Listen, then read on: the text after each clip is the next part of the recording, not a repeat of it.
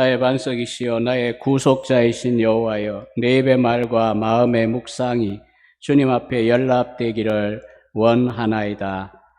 하나님 아버지 감사합니다. 오늘도 학업 중에 채플로 하나님 앞에 예배 드립니다. 우리가 현장에 모여 예배할 수 없는 이 안타까운 현실을 긍휼히 여기시고 하루속히 이 재난이 끝이 나게 하시고 우리 1200여 원우 모두에게 이 양지 캠퍼스의 사계와 또 교제의 기쁨과 배움과 또 하나님과의 교통의 이 놀라운 복들을 누릴 수 있는 때를 하루속히 허락하여 주시옵소서. 이 예배 시간을 주관해 주시기를 원합니다. 예수님 이름으로 기도합니다.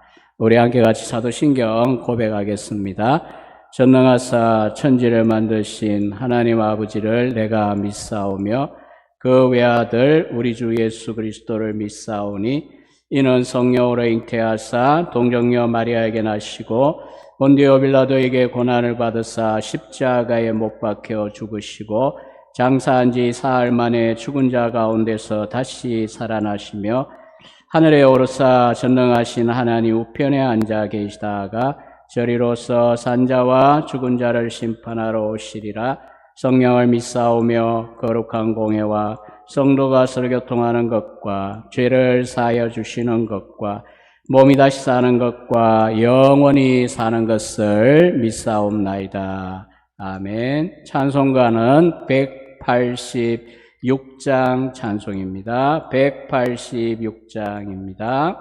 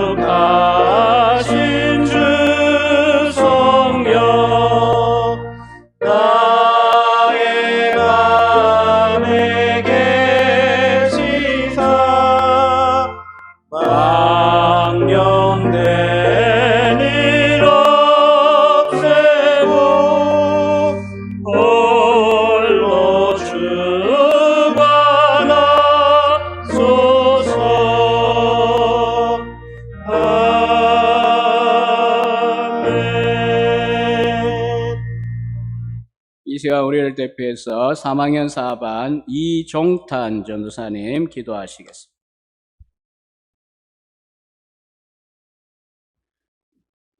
함께 기도하시겠습니다.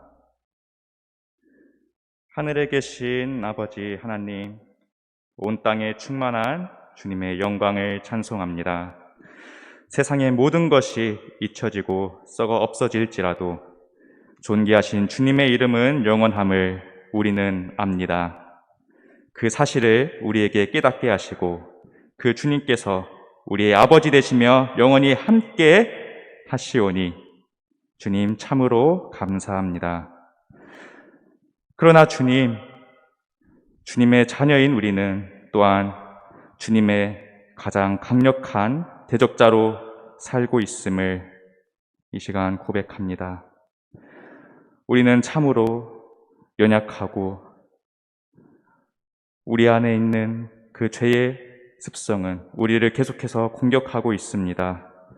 아버지 하나님, 우리의 옛사람은 여전히 우리를 괴롭히고 있습니다. 우리를 계속해서 주님으로부터 멀어지게 하고 있습니다.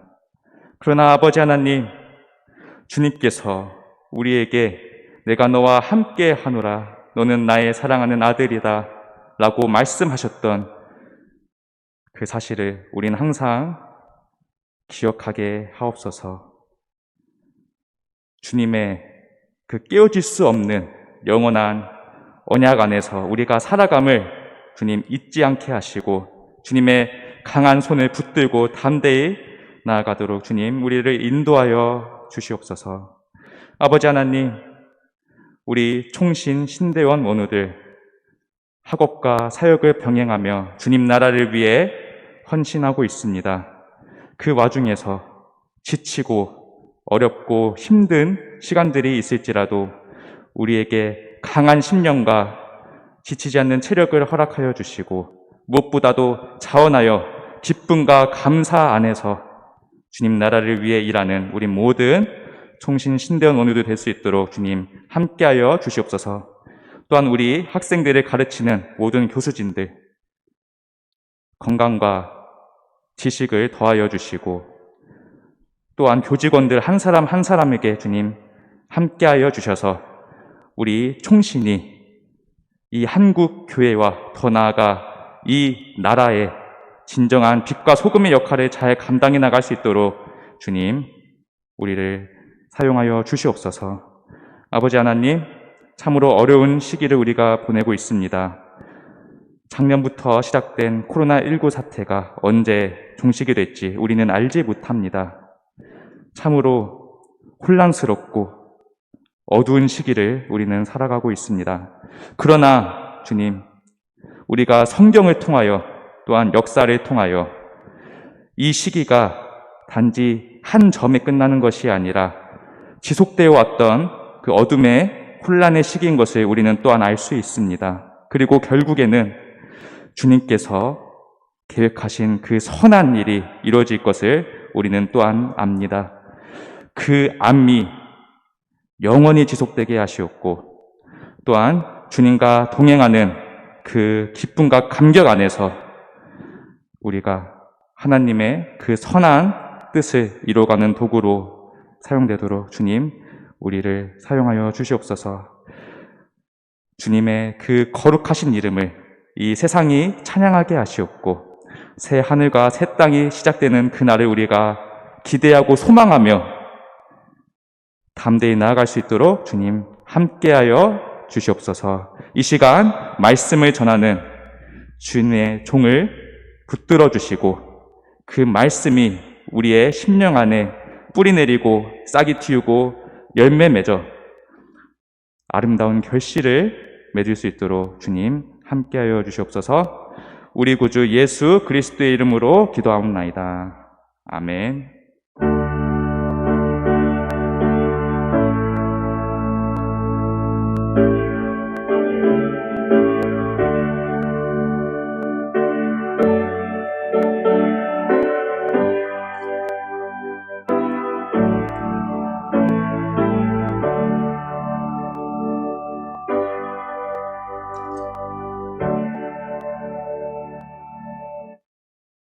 예, 오늘 하나님 말씀 함께 봉독할 곳은 누가복음 15장 25절부터 32절입니다. 신약 성경 122쪽쯤에 있습니다. 누가복음 15장 25절 제가 천천히 봉독해 드리겠습니다. 마다들은 밭에 있다가 돌아와 집에 가까이 왔을 때에 풍악과 춤추는 소리를 듣고 한 종을 불러 이 무슨 일인가 물은데 대답하되 당신의 동생이 돌아왔음에 당신의 아버지가 건강한 그를 다시 맞아 드리게 됨으로 인하여 살진 송아지를 잡았나이다 하니 그가 노하여 들어가고자 하지 아니하거늘 아버지가 나와서 권한대 아버지께 대답하여 이르되 내가 여러의 아버지를 섬겨 명을 어김이 없거늘 내게는 염소 새끼라도 주어 나와 내 벗으로 즐기게 하신 일이 없더니 아버지의 살림을 창녀들과 함께 삼켜버린 이 아들이 돌아오매 이를 위하여 살진 송아지를 잡으셨나이다. 아버지가 이르되 예 너는 항상 나와 함께 있으니 내 것이 다 내 것이로되 이 내 동생은 죽었다가 살아났으며 내가 잃었다가 얻었기로 우리가 즐거워하고 기뻐하는 것이 마땅하다 하니라. 아멘. 우리가 이 2년 가까이 코로나19 팬데믹으로 전 세계가 고통을 당하다 보니까 부정적인 현상도 참 많이 있고 더러 이제 긍정적인 어떤 성화시키는 일들도 있는 것 같습니다. 교회들 가운데 제목은 제가 정확하게 모르겠습니다. 제가 오늘 프린트를 해본다는 게 깜빡했는데 은혜라고 하는 노래였는데 이전에 당연하게 여겼던 것들이 당연한 게 아니었다. 그 반복되는 그런 내용들 아마 다들 팝업처럼 머리에 떠오를 거라고 생각이 드는데요. 그처럼 익숙했고 그냥 자연스럽고 당연한 줄 알았던 많은 것들이 우리가 이 재난의 시대에 억제당하고 또 혹은 스스로 자제해야 되는 시기가 되다 보니까 참 귀한 것이었다라고 하는 깨달음 또 이제 감사 그러면서 이제 다시 한번 회복에 대한 기대를 하는 분들이 있고요. 반면에 또 이제 어느 시점에서 누구나 그랬을 것 같아요. 혹은 이제 늘 그러고 있는 분도 있겠죠. 굉장히 부정적으로 마치 지난날 누렸던 그런 것들이 당연한 것이었는 줄 알고 뿐만 아니라 권리였던 것으로 여기고 지금 왜 내게 그걸 빼앗아갑니까? 왜 나를 하나님 이런 식으로 또 혹은 내 시대에 왜 이렇게 하십니까? 이런 이제 불평과 원망을 하는 그런 경우들이 있을 것입니다.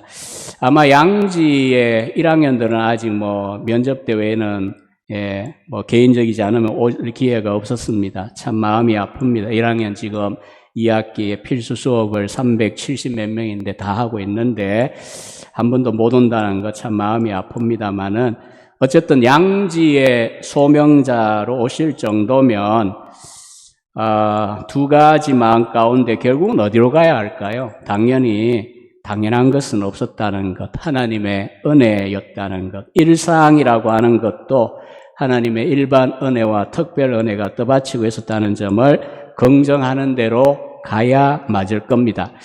어쩌면 범사에 투덜거리기를 좋아하는 저 같은 스타일의 사람들은 몹시 더디게 거기까지 가겠지만 그래도 결국은 그럴 수밖에 없다는 걸 고백을 하게 됩니다.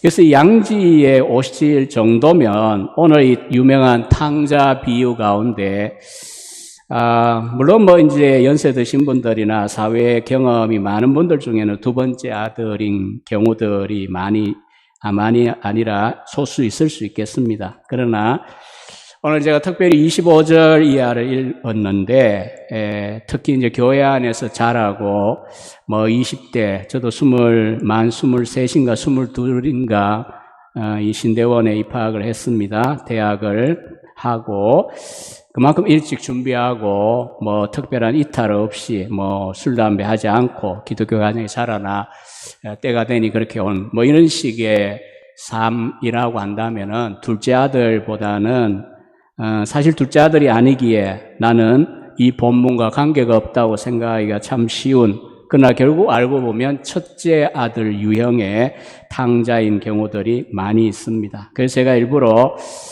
이 학기가 진행 중인데 체퍼를 해야 되니까 도대체 어떤 본문을 다루어야 되나 지난 학기에는 시편 23편 4절을 함께 나누었는데 이번에는 제가 오늘 우리의 심정이기도 하고 어쩌면은 극복해야 될 우리의 마음에 대하여 본문을 통하여 살펴보려고 합니다.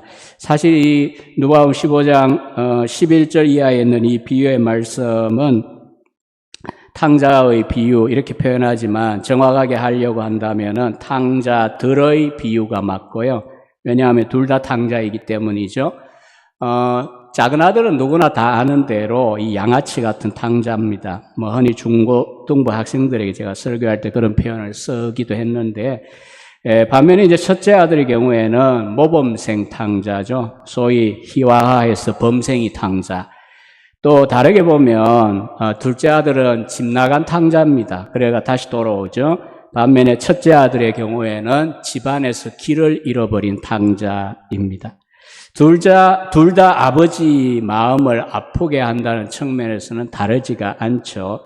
그래서 헬무트 틸리케, 함부르크의 교수기도 했지만 전후에 2차 대전 후에 유명한 설교자였던 헬무트 틸리케는 이 비유의 말씀은 기다리시는 아버지의 비유라고 해야 한다라고 이제 또 표현을 하기도 했습니다. 왜냐하면 결국은 두 아들은 오늘 인류, 아담의 후손들 가운데 모든 인류를 지칭한다면 첫째 아들이든 둘째 아들이든 어느 부류에 속하는 거고, 반면에 이제 여기서 말하는 아버지는 하나님 아버지입니다. 예수님은 누가복음 11장 1, 2절을 통하여서 이 비유의 배경을 설명하고 있습니다. 세리와 창기들을 가까이 하니까 바로 둘째 아들과 같은 부류죠. 그러니까 이제 첫째 아들의 경우에 해당하는 바리새인이나 서기관들이 아니 왜 죄인들하고 교제하느냐 이렇게 공격을 하니까 예수님이 이 비유의 말씀을 해 주셨습니다. 저런 양아치 같은 탕자들이나 돌아왔으니까 내 아들 살아났고, 너 같은 모범생처럼 보이지만 너희들도 탕자와 다르지 않고 너희들도 내가 부르러 왔다. 이런 이제 메시지를 담고 있는 거죠. 자, 본문을 보면요. 먼저는 25절에 보면 비유입니다. 그러나 이제 비유의 스토리 라인을 좀 잘 따라갈 필요가 있겠죠. 큰아들이 하루에 논밭에서 아마 밭에서겠죠. 일과를 마치고 돌아옵니다. 지쳐서 돌아오는데 집 가까이 와서 보니까 풍악과 춤추는 소리가 들립니다.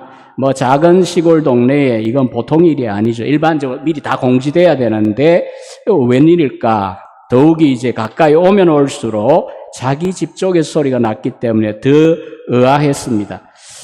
여기에 이제 누가가 쓰고 있는 풍악이라고 하는 단어는 심포니 혹은 심포니아라는 단어입니다. 서너 명의 연주자들이 악기들을 동원하여 화음을 이제 만들면서 연주하는 것을 심포니아라고 합니다. 그 다음에 누가가 쓴 또 한 단어 춤추는 소리 코러스, 이 코러스가 여기에서 왔죠. 코러스라는 단어는 몸짓으로 하는 합창적인 춤을 가리킵니다. 어찌됐든 시끌벅적 떠들썩하게 지금 잔치하는 음악이 동원된 잔치 소리가 자기 집에서 들리고 있다는 것이 이 큰아들이 볼 땐 굉장히 놀라운 일이었죠.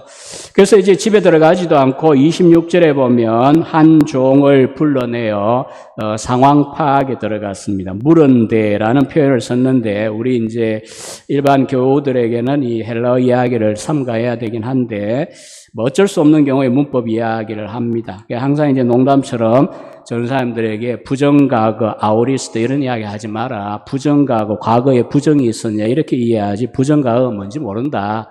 이런 이야기를 하는데 어쨌든 물은데라고 하는 이 동사의 형태는요. 거듭거듭해서 물었습니다. 상황을 제대로 파악하기 위해서 자세하게 묻고 또 물은 겁니다. 그래서 이제 종합을 해보니까 이 둘째 그러니까 동생이 재산을 가지고 나가서 먼 날에서 다 탕진하고 난 다음에 알거지가 되어 돌아왔는데 그 다음 이제 또 문제죠. 아버지가 야단은 야단 쳐야 정상이었습니다. 그러나 야단 치지도 않고 그 둘째 아들을 마치 검이 환향한 것처럼 맞아주고 회복시켜주고 더욱이 살진 송아지를 잡아 지금 잔치를 하고 있다라고 하는 것입니다. 이 비유 가운데 소위 트리거, 이 방아쇠가 되는 단어가 다른 것도 있겠지만 제가 볼 때는 이 살진 송아지입니다. 그리고 이제 대비되는 게 뒤에 보면 염소 새끼가 등장할 건데, 발음상도 살진 송아지는 풍성하게 느껴지는데, 염소 새끼 하면 굉장히 빈약하고 가련하게 느껴집니다.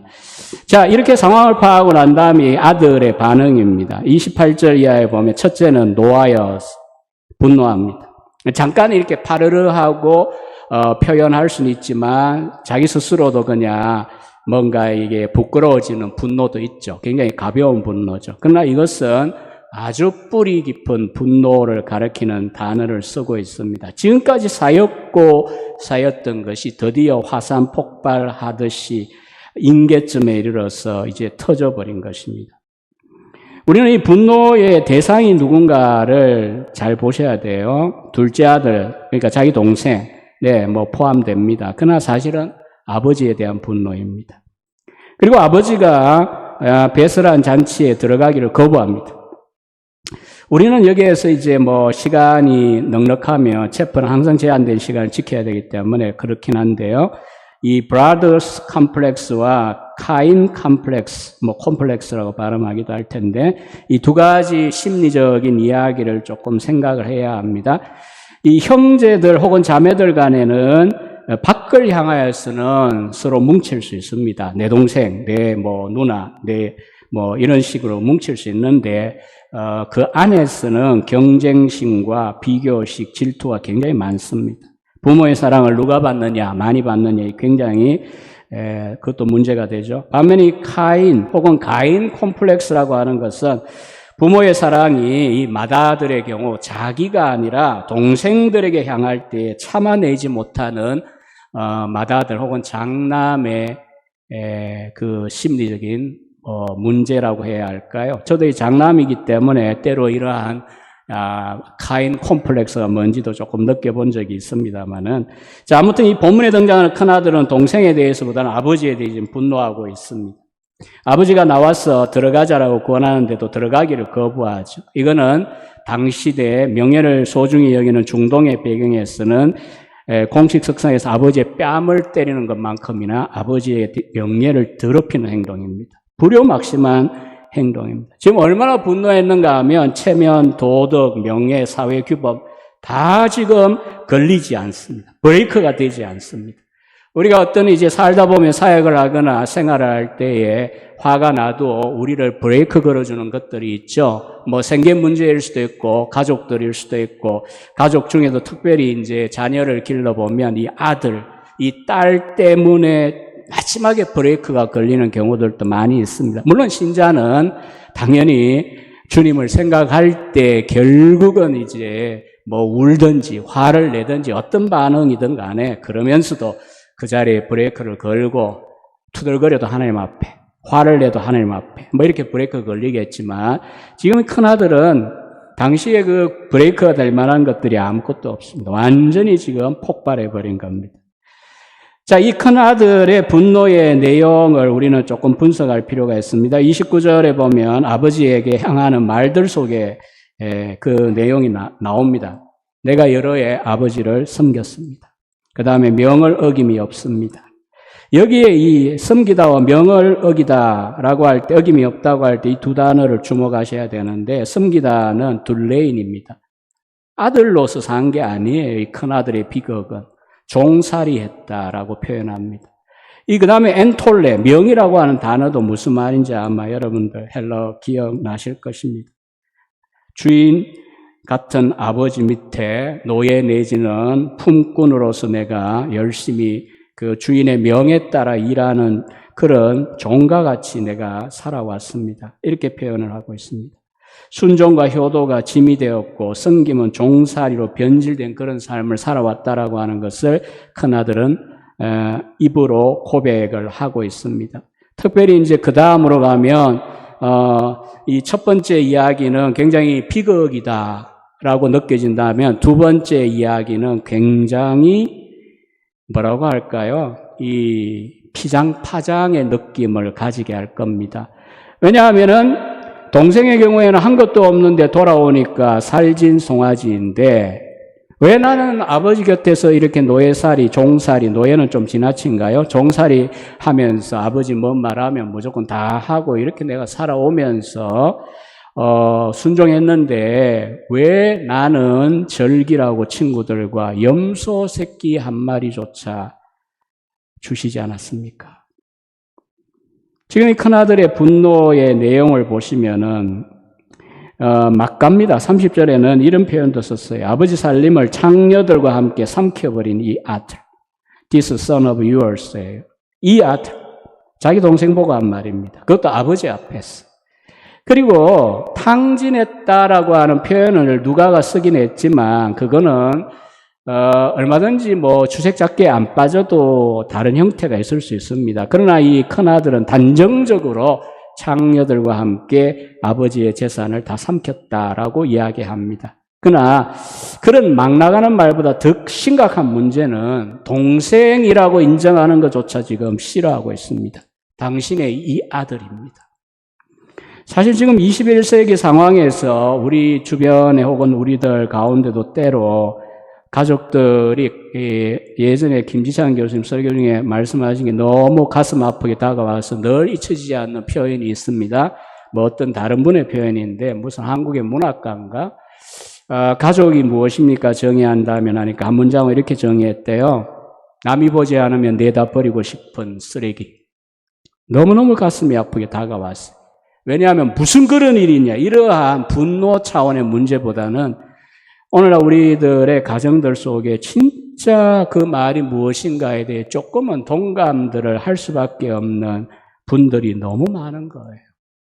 그래서 부모 공경에 대한 설교할 때도 소위 이제 원수 사랑도 하라고 하는데 부모님을 사랑하십시오. 이래야 울고 있을 정도의 청년들도 있는 여러분의 현장입니다. 그러다 보면 이제 막 나오죠, 말들이. 아버지, 어머니, 동생, 누나, 언니, 이게 아니고, this son of yours, 당신의 이 아들. 아버지의 가슴에 깊이 파고드는 상처입니다. 로버트 슈타인은 이 예수님의 비유라는 책에서 이 큰아들의 사고에 대하여 이렇게 표현합니다. 맏아들은 의와 공의에 대한 높은 식견을 가지고 있었습니다. 그러나 그는 자비에 대해서는 거의 알지 못했습니다. 그러기에 그는 마침내 그의 아버지가 은혜로우시고 자비로우신 분이시라는 사실조차 인정하기를 꺼려했던 것입니다. 그러니까 지금 큰아들은 종살이 한다라고 생각을 했고 내가 공을 이렇게 세워오면 아버지는 당연히 나를 대접하고 나에게 상을 줘야 된다라고 생각하는 율법주의, 업적 성취주의라고 하는 그 쇠사슬에 매여서 수년을 살아온 것입니다. 우리들도 얼마든지 이와 같은 정신과 자세로 교회 안에 있고 종교생활을 할 수 있고 또 더구나 사역을 할 수 있다는 것이 끔찍스러운 비극입니다. 신대원에 들어온 해에 저도 바로 청년 사역자 1살, 가장 나이 많은 청년이 저보다 1살 적은 1년 후배인 그런 대학부를 맡아서 저는 사역을 시작해서 올해 32년 차입니다. 설교자. 저는 제가 금방 진단했고 해석했던 내용에 대하여 전혀 남 이야기처럼 이야기하지 않습니다. 살다 보면 나이와 관계없고 직분과 관계없이 우리 신자들이 어느새 내가 둘레인, 내가 아버지를 수년 동안 섬겼고 엔톨레 명을 지켰는데 아버지는 왜 엉뚱하게 저런 방탕한 인간에게 살진 송아지 저런 하늘과 땅의 복들을 퍼부어 주시고 왜 이렇게 꼼꼼하게 성실하게 살아온 나에게는 하나님 이런 식으로 대합니까? 왜 나는 그까지 염소 새끼 한 마리조차 주지 않느냐? 이런 심정이 들 수 있습니다. 자, 이제 마지막으로 아버지의 반응입니다. 진짜 실제로 우리가 너무 익숙해가지고 그냥 무덤한 거죠. 사실 우리 2학년들은 1학기 때 제가 쓴 주님이 차려주신 밥상이라는 10편의 설교집 속에서 이 본문에 대한 원고를 다 숙제로 읽으셨어요. 어쨌든 익숙하시더라도 복습이라 생각하시면 되겠고 2학년들은 아버지의 반응이 참 중요하죠. 익숙하지만 조금은 거리를 두고 우리가 생각한다면, 자, 이 상황이라면, 저나 여러분의 아버지 입장이라면 어떨까요? 당연히 화를 내고 또 나오지도 않을 겁니다. 자식이 자기 베푼 잔치에 들어오지 않고 화내고 있다면, 또 나온다고 해도 화를 내거나 윽박지르거나 뭐 안 되면 뺨을 때린다든지 그럴 수 있을 겁니다. 그리고 난 너 안 보겠다 이렇게 할 수도 있을 겁니다. 그런데도 불구하고 일단은 아버지는 집 밖으로 나왔습니다. 요즘이야 뭐 나오는 거 당연하죠. 자식에게 아버지가 종살이 하듯 하는 시대이기도 하니까 경우에 따라서. 그러나 그 시대는 사실 그렇지 않습니다. 가부장적 시대니까요. 그러나 아버지가 아들을 맞이하기 위해 집 밖으로 나가는 굴욕을 마다하지 않습니다. 손님들은 보고 있다면 도대체 어떻게 이 이야기가 끝이 날까 궁금해질 것입니다. 두 번째는 나와서 아버지는 아들을 호통치지 않습니다. 권했습니다. 29절에 가면 이때까지 큰아들은 아버지와 자기의 관계를 다정스럽고 친밀한 부자관계로 보기보다는 주인과 아무 말도 못하고 순종해야 되는 종의 관계로 생각하고 있었지만, 그래서 명령이 무서워 싫든 좋든 순종하고 살았다였는데, 아버지는 거역하고 불순종하는 종을 나무라고 호통치는 것이 아니라 전혀 그렇게 생각하지 않습니다. 권합니다. 아버지가 지금 기대하는 것은 끌고 들어가는 그런 노예적인 굴종이 아닙니다. 마음에서부터 즐거이 순종하는 것을 기대하고 있습니다. 저는 빌레몬서 8, 9절에 나오는 오네시모를 두고 빌레몬이라는 부자 교인에게 바울이 말하는 내용이 늘 이 장면에서 연상이 됩니다. 빌레몬에게 명령할 수 있습니다. 영혼의 구원에 있어서 바울은 소위 말하자면 도구노릇을 한 거기 때문에 빌레몬이 아낄 게 없습니다. 그러나 내가 그리스도 안에서 아주 담대하게, 그래서 내가 명령할 수 있기도 하지만 도리어 사랑으로서 너에게 강구한다고 바울은 말을 하고 있습니다. 아버지도 동일합니다. 호통치지 않고 아들의 곁에 서서 타이릅니다. 그 다음 31절에 보면 큰 아들에게 아버지는 분노해서 이 당신의 아들이라고까지 하는 분노한 아들에게 어떻게 표현합니까? 예야입니다. 예야, 테크논. 물론 뭐 예수님은 제자들에게 말씀하실 때 아람어로 말씀하셨을 겁니다. 그러나 어쨌든 누가의 본문에 나온 테크논, my child, 화가 난 목소리가 아닙니다. 그저 다정스럽고 부드럽게 아이를 달래듯이 예야. 그 다음에 두 가지가 오늘 마지막으로 우리는 마음 가운데 좀 스며들었으면 좋겠어요. 우리가 불평과 원망이 있다면 이런 시국이나 또 여러 가지 상황들, 개인적 상황은 또 다르니까요. 첫째는 너는 항상 나와 함께 있었다는 것입니다. 큰아들이 아버지의 집에서 아버지의 사랑을 날마다 받으며 살아왔지 않냐 이겁니다. 아버지의 배려, 아버지의 관심, 또 밤낮으로 아버지를 만나고 한식탁에서 교제하고 그렇게 이제 지내온 것이 복이냐 아니냐 이것입니다. 저는 가끔 이제 목회할 때 교인들에게 이런 질문 내지는 강한 스파이크 같은 말을 합니다. 나도 모태 출석 교인이지만 이 모태 출석 교인들이 냉랭하고 뭐 불평하고 내가 뭐 세상의 탕자처럼 못 살고 이런 거에 대하여 그런 분들, 이야기하는 분들 가끔 만나는데, 물론 그런 경험도 필요할 거다. 뭐 자기가 선택한 건 아닐 수 있으니까. 그러나 여러분들이 태어날 때에 소위 늘 그냥 굿하고 무슨 칼인가요? 칼 위에서 춤추고 이런 박수 무당집에 태어나 늘 그런 이야기만 듣고 자라는 게 그럼 복이냐?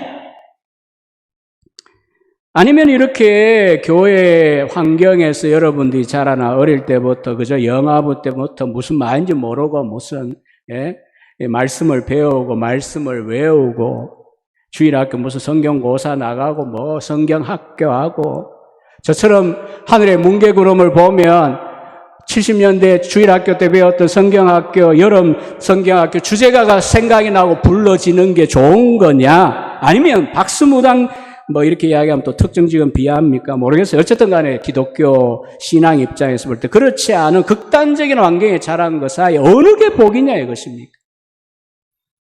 여러분, 우리가 이제 어떤 신앙적인 환경 가운데 있다고 하는 것이 무조건 우리 영혼에 스며들어와 우리의 영혼에 누림이 되지 않을 수도 있습니다. 그렇다고 해서 언약의 환경 안에 있는 것과 언약의 환경 바깥에 있는 것, 가정 안에 있는 것과 가정 바깥에 있는 것, 어느 것이 나은 것입니까? 결국은 받아들이는 쪽에 문제였지, 아버지가 볼 때는, 야, 너는 항상 나와 함께 있었지 않냐. 은혜의 수단을 누리고, 우리 신앙적으로 적용한다면. 또 여러분이나 저나 말씀의 사역자다 보니까 얼마나 멀리 갈 수도 있는 인생길에서 우리들은 성경을 가까이 할 수 있습니다. 이렇게 설교라도 하려고 하면 익숙한 본문이고 정해져 있는 내용들이어도 벌써 며칠 전부터 마음에 긴장을 하고 기도를 하게 되고, 그저 뭐 내 부족함도 살피지만 내가 부족함에도 불구하고 내 설교를 듣는 회중들에게 하나님 나는 감추시고 하나님 은혜의 방편으로만 사용해 주시고, 이렇게 기도하게 하는 이런 환경 속에 있다는 게 왜 저주입니까? 왜 이게 하찮은 것입니까? 예, 너는 나와 함께 있지 않느냐? 항상. 그것도 항상. You are always with me. 그 다음에 마지막 한 가지가 무엇입니까? 아마 큰아들에게 있어서는 가장 심각한 문제였을 겁니다. 분노하게 만든 가장 어쩌면 핵심이었을 것입니다. 그것은 바로 이것이죠. 내 것이 다 내 것이로 돼. 제가 발음을 너를 발음을 잘 못하는데 어쨌든 All that is mine is yours.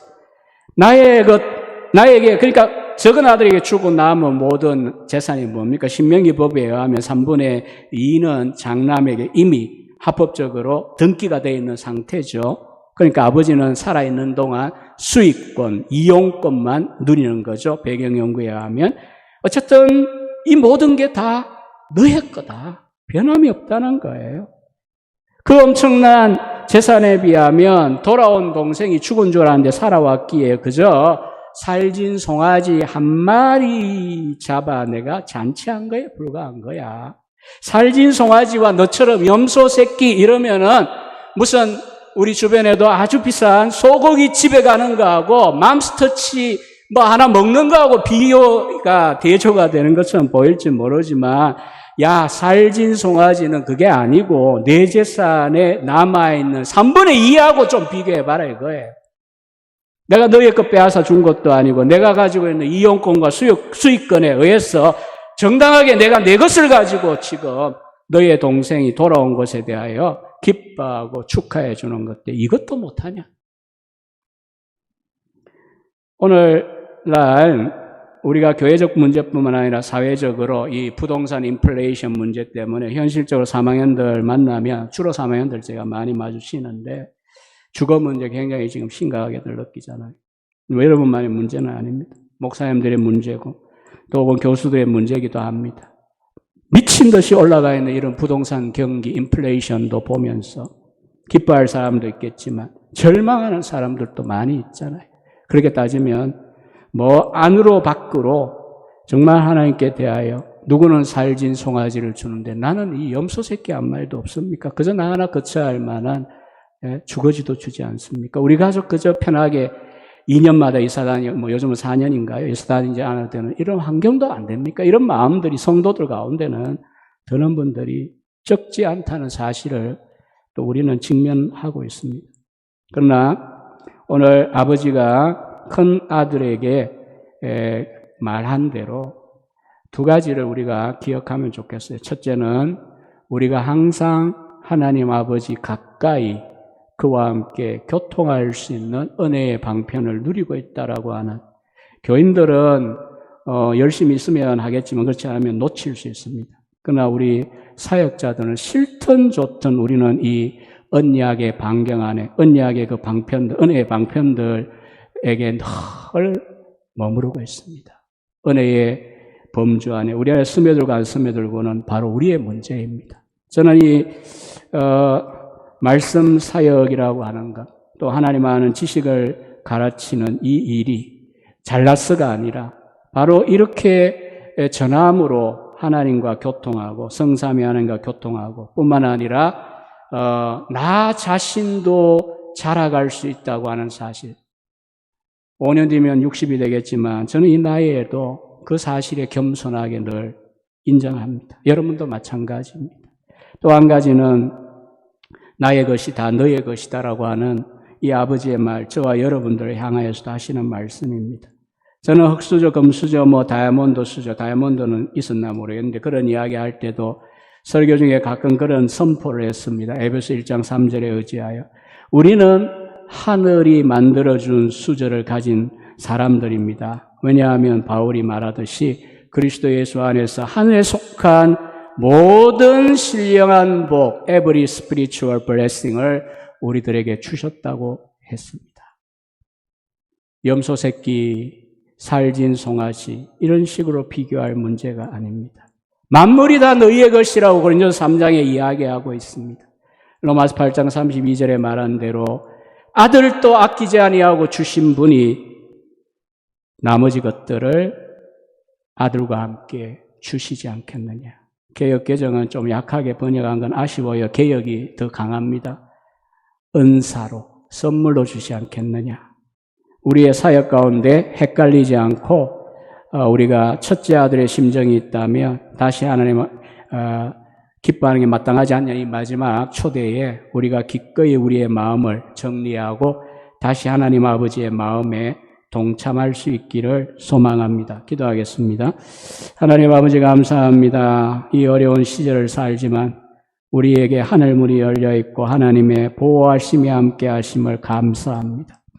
우리가 이 은혜의 방편을 가까이 할 수 있는 특권을 우리 1200여 원우들이 평생 놓치지 않고 가벼이 여기지 않고 끝까지 살진 송아지 한 마리에 비교하지 않고 아버지와 항상 함께 있음, 또 아버지의 것이 다 우리의 것임을 늘 기억하고 사역에 힘쓰게 하시고 잃어버린 자 돌아오는 걸 기뻐하시는 하나님의 마음에 동참하게 하여 주옵소서. 예수님의 이름으로 기도합니다. 아멘.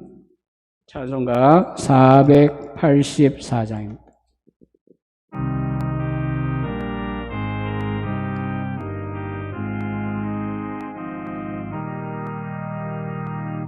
내 맘에 주여 소망 되소서. 주 없이 모든 일 헛되어라. 밤에나 낮에나 주님 생각, 잘 때나 깰 때 함께 하소서. 지혜의 주여 말씀으로서 언제나 내 안에 계십소서. 주는 내 아버지, 나는 아들. 주 안에 내가 널 함께하네. 세상의 영광 안 보여도 언제나 주님은 나의 기억. 주님만 내 맘에 계시오니 영원한 주님 참 귀하셔라.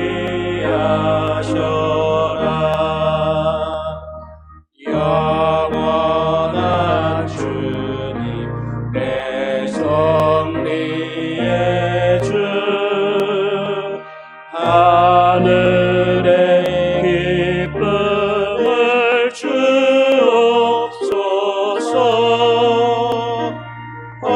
어떠한 고난이 닥쳐와도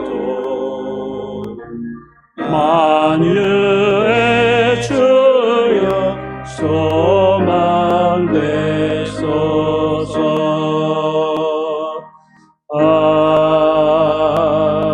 아멘.